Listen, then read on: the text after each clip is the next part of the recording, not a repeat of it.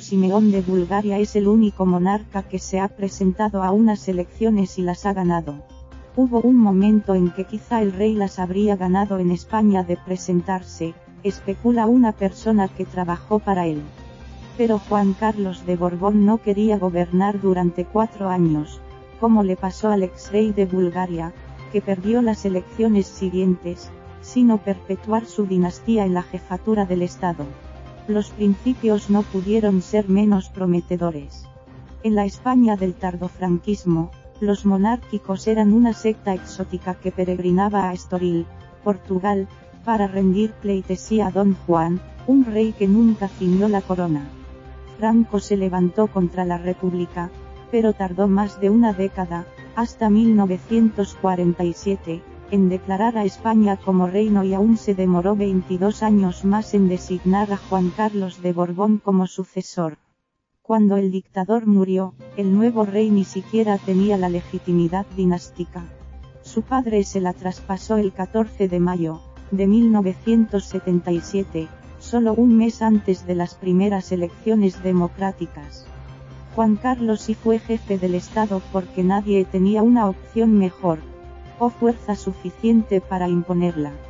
Franco amagó con desplazarlo en favor de Alfonso de Borbón, también nieto de Alfonso XIII y marido de su nieta, pero nunca se decidió, y los franquistas no tenían aún Marcelo Caetano, el sucesor del dictador portugués Oliveira Salazar, español, una vez muerto Carrero Blanco. La desconfianza hacia el rey era tal que cuando designó al falangista Adolfo Suárez como presidente del gobierno, en vez de elegir al monárquico y liberal José María de Areilza, hasta Fraga lo interpretó como una marcha atrás. El Partido Comunista de Santiago Carrillo aceptó la rojigualda, es decir, la monarquía, a cambio de su legalización, y el PSOE, tras una defensa testimonial, sacrificó la tricolor republicana en el altar del consenso. La Constitución fue el fruto de una gran transacción, en la que la monarquía parecía como una carta valiosa, pero no lo bastante como para romper la baraja. En una sola noche, Juan Carlos sí pasó de ser un peaje que había que pagar porque Franco había muerto en la cama a erigirse en salvador de la democracia. Aquel 23-F, con los españoles encerrados en casa mientras los tanques rodaban por las calles de Valencia y los disparos agujereaban el techo del hemiciclo del Congreso, el rey se puso el uniforme de capitán general y ordenó a los golpistas regresar a los cuarteles. Al presidente catalán, Jordi Pujol, le dijo lo que toda la sociedad necesitaba oír: tranquil Jordi, tranquil.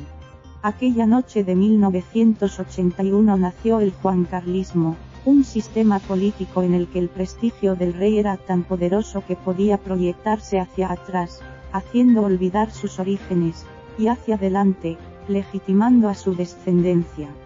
La monarquía gustaba tanto más en la medida en que no parecía una monarquía. En España no había el lujo, el boato y la corte que caracteriza a las casas reales de mayor abolengo.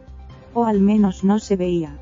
La sintonía personal con Felipe González, ambos se llevan solo 4 años, permitió que la zarzuela y la Moncloa funcionaran en un armónico reparto de papeles.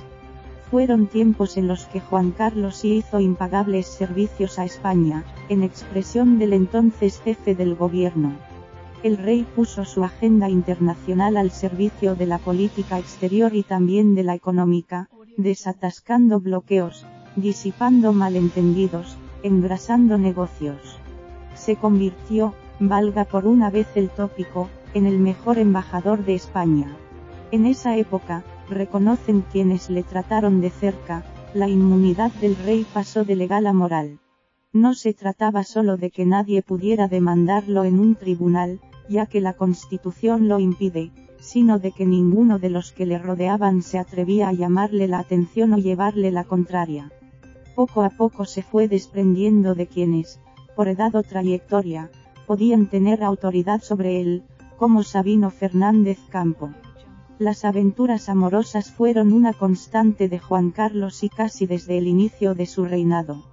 Corina Larsen no fue sino la última de una larga serie de amistades femeninas que sus ayudantes se encargaban de tapar. En más de una ocasión, los servicios de inteligencia del Estado tuvieron que emplearse a fondo para evitar el escándalo.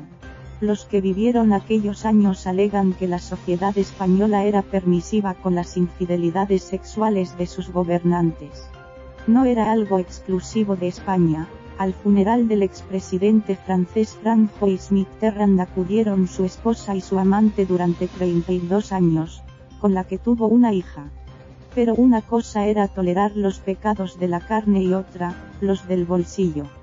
Quienes trataron a don Juan, abuelo de Felipe VI, aseguran haberle oído contar cómo Alfonso XIII se marchó de España con una mano delante y otra detrás. Juan Carlos I nació en el exilio, en Roma, Italia, y había visto a familias reales destronadas, como la de su cuñado Constantino de Grecia, viviendo de la generosidad de parientes más o menos pacientes. A ello se sumaba el alto tren de vida de sus amistades, entre las que se contaban grandes magnates, con el riesgo de que llegara a considerarse uno de ellos y no el más alto funcionario del Estado, pero funcionario al fin. En esos años, ni el PSOE ni el PP, los dos partidos sobre los que se cimentó el llamado régimen del 78, se preocuparon por apuntalar institucionalmente a la monarquía, para que la jefatura del Estado no dependiera del prestigio personal de quien la encarnaba. El caso Nos, que acabó con la infanta Cristina sentada en el banquillo y su esposo, Iñaki Urdangarín, en prisión, abrió una primera grieta en la pétrea solidez de la institución. Tras el accidente de Botsuana, en 2012, todo el edificio empezó a desmoronarse. El mensaje no podía ser más demoledor. Mientras la sociedad española sufría los efectos devastadores de la crisis económica, el jefe del Estado cazaba elefantes en África. Por primera vez, tuvo que escuchar a sus consejeros.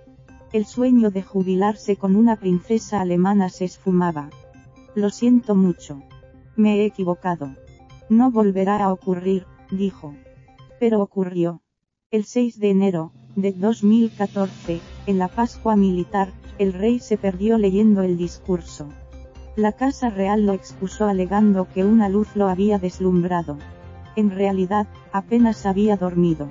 La noche anterior había estado en Londres, celebrando su 76 cumpleaños. Había fallado en el cumplimiento de su función como jefe del Estado. Menos de 6 meses después, el 18 de junio de 2014, abdicó.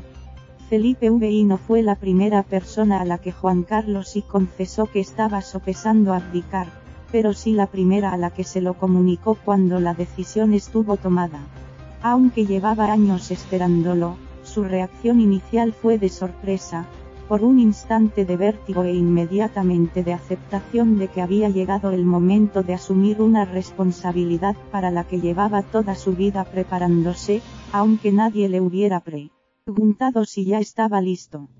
Felipe VI y su padre son muy distintos.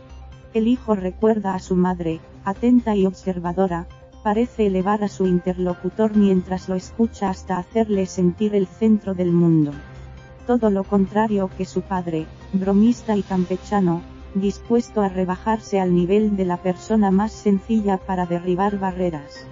Según quienes les han tratado, la relación entre ambos es afectuosa, pero distante. Las infidelidades y el abandono de la reina Sofía acabaron enfriando el cariño del hijo hacia el padre. Desde fuera, lo que se aprecia es, sobre todo, un exquisito respeto.